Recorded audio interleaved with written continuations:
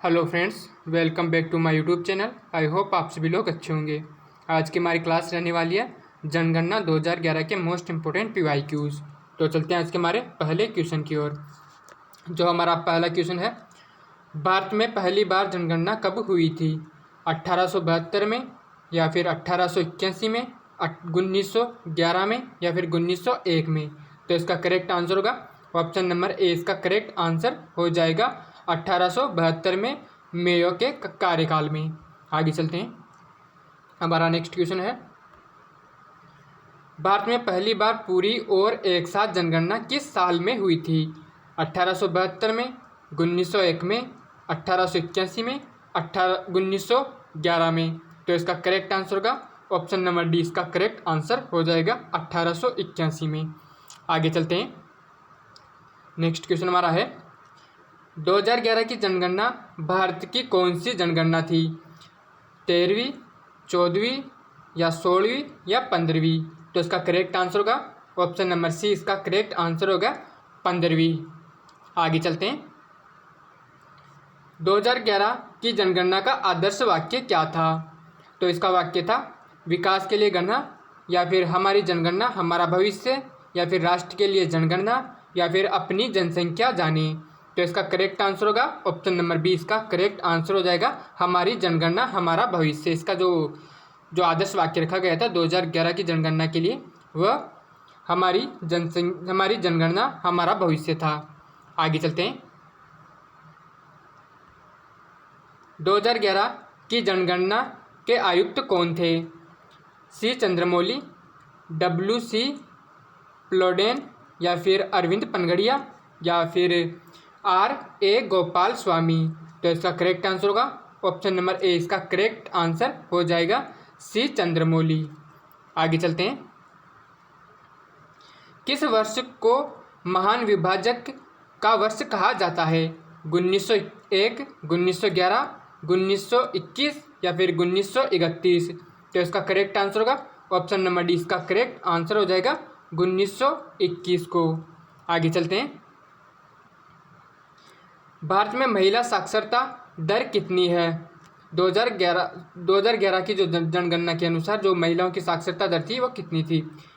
65.46%, या फिर 74.04%, या 68.11%, या फिर 82.14%? तो इसका आंसर होगा ऑप्शन नंबर ए। इसका करेक्ट आंसर हो जाएगा 65.46%। आगे चलते हैं। भारत में न्यूनतम साक्षरता दर वाला राज्य कौन सा है? तो इसका आंसर होगा राजस्थान, या फिर उत्तर प्रदेश, बिहार, या झारखंड? तो इसका करेक्ट आंसर होगा ऑप्शन नंबर डी। इसका करेक्ट आंसर हो जाएगा बिहार। आगे चलते हैं। और जो हमारा नेक्स्ट क्वेश्चन है, न्यूनतम साक्षरता वाला केंद्र शासित प्रदेश कौन सा है? लक्षद्वीप, अंडमान निकोबार आइलैंड, या फिर दादर नागर हवेली, या फिर दिल्ली?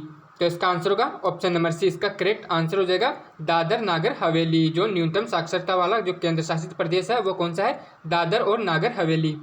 आगे चलते हैं। पुरुष और महिला साक्षरता में सर्वाधिक अंतर किस राज्य में है? बिहार, उत्तर प्रदेश, राजस्थान, मध्य प्रदेश? तो इसका आंसर होगा option number B. Correct answer हो जाएगा राजस्थान। जो महिला और पुरुष में जो साक्षरता में सर्वाधिक जो अंतर है वह राजस्थान राज्य में है। आगे चलते हैं। भारत में किस धर्म की साक्षरता दर सबसे अधिक है? जैन धर्म की, हिंदुइज्म धर्म की, या फिर सिखिज्म, या फिर इस्लाम की? तो इसका आंसर होगा ऑप्शन नंबर ए। इसका करेक्ट आंसर हो जाएगा जैन धर्म की। आगे चलते हैं। भारत का सबसे कम साक्षरता वाला जिला कौन सा है? मध्य प्रदेश का जो अलीराजपुर जो जिला है वो, या फिर मेवात हरियाणा, जो नबरंगपुर ओडिशा, या फिर बीजापुर छत्तीसगढ़? तो इसका आंसर होगा ऑप्शन नंबर ए। इसका करेक्ट आंसर हो जाएगा अलीराजपुर मध्य प्रदेश, जो भारत का जो सबसे कम साक्षरता वाला जिला है। आगे चलते हैं। भारत का औसत लिंगानुपात कितना है 2011 की जो जनगणना है उसके अनुसार? तो इसका आंसर होगा 1000 पुरुषों पर 943 महिलाएं, या फिर 1000 पुरुषों पर 950 महिलाएं, या फिर 1000 पुरुषों पर 960 महिलाएं या फिर 1000 पुरुषों पर 933 महिलाएं। तो इसका करेक्ट आंसर होगा ऑप्शन नंबर ए। इसका करेक्ट आंसर हो जाएगा 1000 पुरुषों पर 943 महिलाएं। आगे चलते हैं। भारत में न्यूनतम लिंगानुपात वाला राज्य कौन सा है? पंजाब, राजस्थान, हरियाणा, गुजरात। तो इसका आंसर होगा ऑप्शन नंबर डी। इसका करेक्ट आंसर हो जाएगा। और जो हरियाणा का लिंगानुपात है वह 800:80 लिंगानुपात है, जो सबसे कम है। आगे चलते हैं। सर्वाधिक लिंगानुपात वाला केंद्र शासित प्रदेश कौन सा है? लक्षद्वीप, पुडुचेरी, अंडमान निकोबार या दिल्ली। तो इसका आंसर होगा ऑप्शन नंबर सी, पुडुचेरी। आगे चलते हैं। न्यूनतम लिंगानुपात वाला केंद्र शासित प्रदेश कौन सा है? दिल्ली, चंडीगढ़ या दमन व दीव और जो लक्षद्वीप। तो इसका आंसर होगा ऑप्शन नंबर बी। इसका करेक्ट आंसर हो जाएगा दमन और दीव। आगे चलते हैं। भारत का शिशु लिंगानुपात कितना है? 919 या फिर 933, 927, 943। तो इसका आंसर होगा ऑप्शन नंबर ए। इसका करेक्ट आंसर हो जाएगा 919। आगे चलते हैं। जनगणना 2011 के अनुसार भारत की ग्रामीण जनसंख्या का प्रतिशत कितना है? 65.5% या फिर 66.2%, 70.1% या 68.8%। तो इसका आंसर होगा ऑप्शन नंबर सी। इसका करेक्ट आंसर हो जाएगा 68.8%। आगे चलते हैं। भारत का जनसंख्या घनत्व कितना है? 382 प्रति व्यक्ति किलोमीटर या फिर 325 या 350 या 400। तो इसका आंसर होगा ऑप्शन नंबर ए। इसका करेक्ट आंसर हो जाएगा 382। आगे चलते हैं। और भारत में सर्वाधिक जनसंख्या घनत्व वाला राज्य कौन सा है? पश्चिम बंगाल, केरल, बिहार, उत्तर प्रदेश। तो इसका आंसर होगा ऑप्शन नंबर डी। इसका करेक्ट आंसर हो जाएगा बिहार। और जो बिहार का जो जनसंख्या घनत्व है वो 1106 है। आगे चलते हैं। भारत में न्यूनतम जनसंख्या घनत्व वाला राज्य कौन सा है?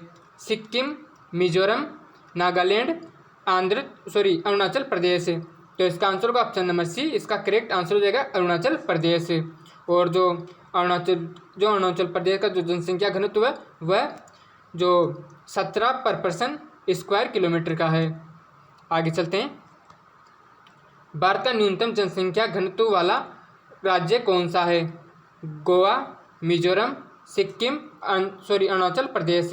तो इसका आंसर होगा ऑप्शन नंबर बी। इसका करेक्ट आंसर हो जाएगा सिक्किम। आगे चलते हैं। सर्वाधिक जनसंख्या घनत्व वाला केंद्र शासित प्रदेश कौन सा है? दिल्ली, पुडुचेरी, चंडीगढ़, लक्षद्वीप। तो इसका आंसर होगा ऑप्शन नंबर ए। इसका करेक्ट आंसर हो जाएगा नई दिल्ली। आगे चलते हैं। जनगणना 2011 के अनुसार भारत में पुरुष कार्यबल भागीदारी दर कितनी है? 51.26% या फिर 52.45%, 54.18% या फिर 53.26%। तो इसका आंसर होगा ऑप्शन नंबर सी। इसका करेक्ट आंसर हो जाएगा 53.26%। आगे चलते हैं। भारत की दशकीय वृद्धि दर क्या रही 2001 से 2011 के बीच में? तो 17.7%, 21.5% या 19.8% या 15.2%। तो इसका आंसर होगा ऑप्शन नंबर ए। इसका करेक्ट आंसर हो जाएगा 17.7%। आगे चलते हैं। 2001 से 2011 में सर्वाधिक दशकीय जनसंख्या वृद्धि किस राज्य में दर्ज की गई? बिहार, राजस्थान, मेघालय, उत्तर प्रदेश। तो इसका करेक्ट आंसर होगा ऑप्शन नंबर डी। इसका करेक्ट आंसर हो जाएगा मेघालय। आगे चलते हैं। किस राज्य में जनसंख्या वृद्धि दर नकारात्मक रही? केरल, नागालैंड, पंजाब, गोवा। तो इसका आंसर होगा ऑप्शन नंबर सी, नागालैंड। आगे चलते हैं।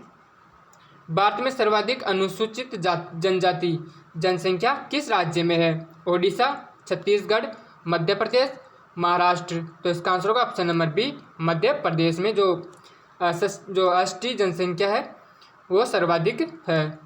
आगे चलते हैं।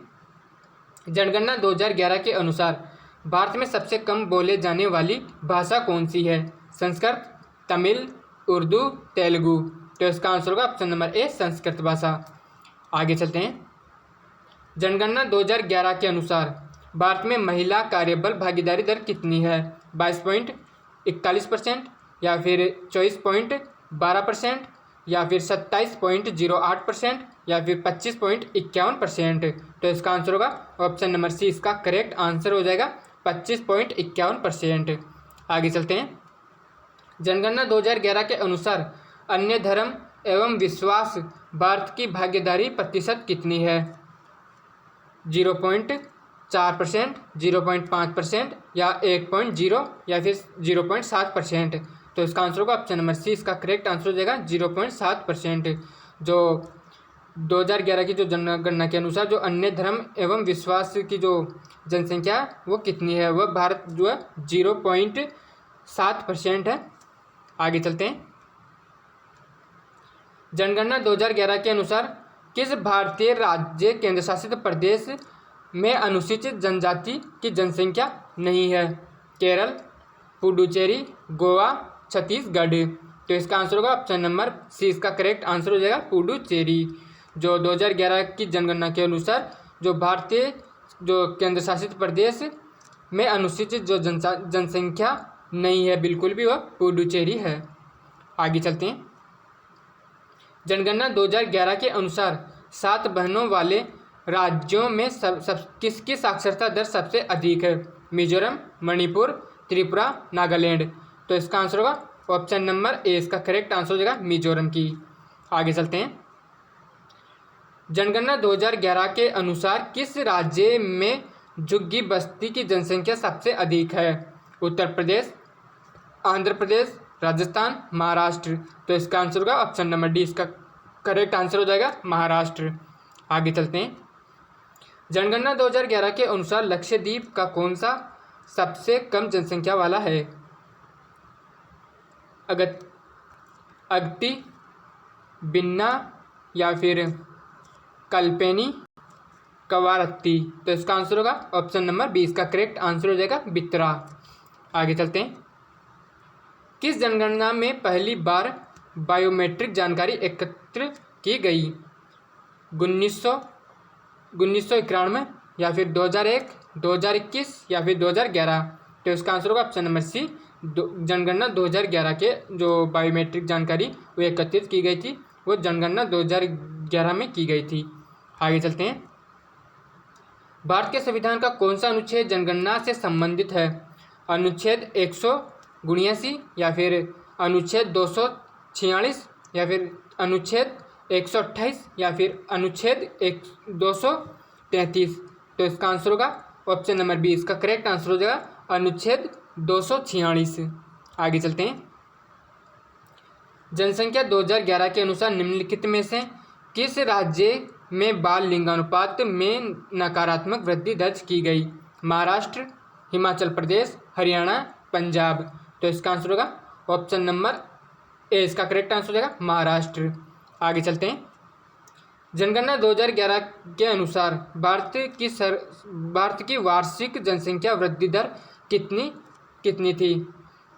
1.97% या फिर 2.16% या फिर 1.64% या फिर 2.22%।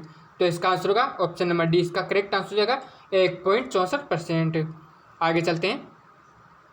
जनगणना 2011 के अनुसार निम्नलिखित में से किस राज्य में हिंदू जनसंख्या का प्रतिशत सबसे अधिक है? बिहार, हिमाचल प्रदेश, मध्य प्रदेश, उत्तर प्रदेश। तो इसका आंसर होगा ऑप्शन नंबर सी, इसका करेक्ट आंसर हो जाएगा हिमाचल प्रदेश। आगे चलते हैं। जनगणना 2011 में जो वयस्क साक्षरता दर की दशकवार वृद्धि कितनी थी? 7.25% या फिर 8.14% या फिर 10.50%, 9.21%। तो इसका आंसर होगा ऑप्शन नंबर सी, इसका करेक्ट आंसर होगा 9.21%। और आज की क्लास को हम यहीं पर समाप्त करते हैं। आशा करता हूँ कि आपको ये छोटा सा वीडियो पसंद आया होगा। अगर आप चैनल पर नए हो तो प्लीज़ चैनल को सब्सक्राइब और बेल नोटिफिकेशन को ऑन कर लेना, जिससे आपको आने वाली वीडियो की नोटिफिकेशन मिलती रहे। और अपने दोस्तों के साथ शेयर करना ना भूलें। Thanks for watching.